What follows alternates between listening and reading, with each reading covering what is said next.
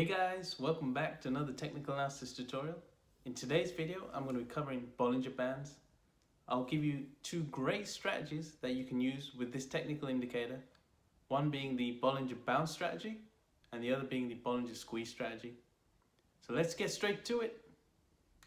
So first off, Bollinger Bands are trend lines that sit around the simple moving average. Typically, the 20-day simple moving average is used as the basis for the Bollinger Bands. So that's what I'm showing here, using the 20 simple moving average. And then you'll have the upper band and the lower band. For those that don't know what a standard deviation is, standard deviation simply is a measurement of average variance. So for a given data set, the standard deviation measures how spread out numbers are from an average value. That's all it is. Think of Bollinger Bands as two extremes, an upper limit and a lower limit. Many traders believe the closer the price is to the upper band, the more overbought the market is. And the closer the prices are to the lower band, the more oversold the market is. Notice how when price is kind of subdued and quiet, the bands are closer together. And when price is moving in a trend or one direction, the bands are more wider.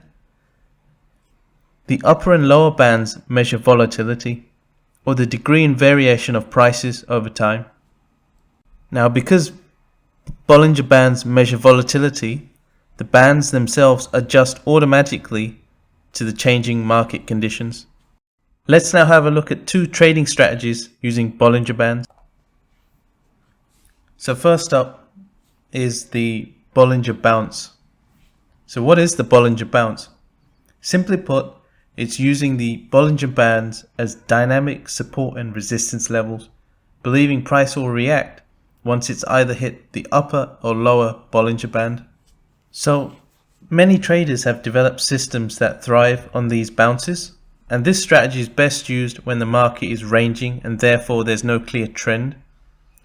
So here I've got a chart of the Wall Street bank Goldman Sachs.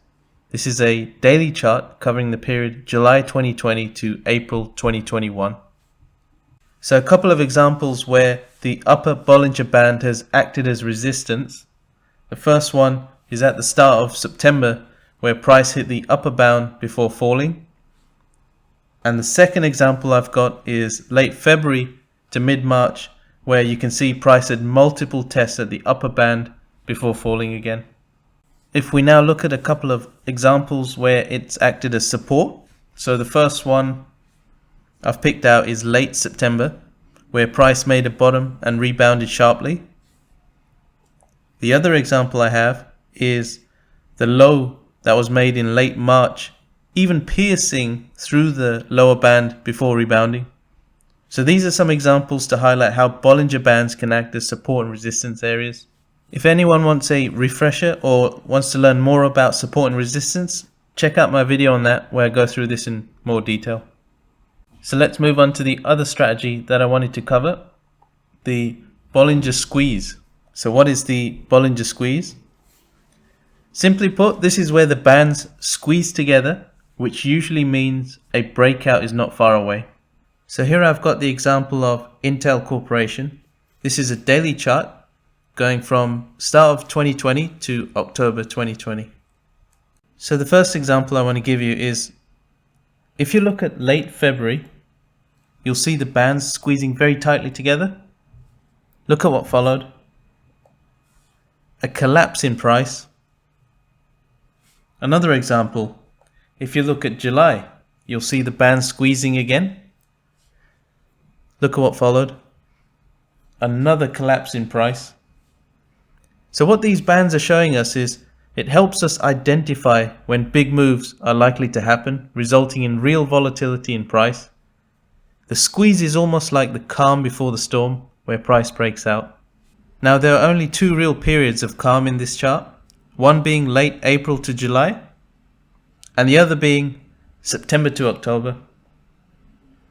This is the period where price moved within a range, and the previous strategy we looked at, the Bollinger Bounce, this is where that strategy would have worked nicely.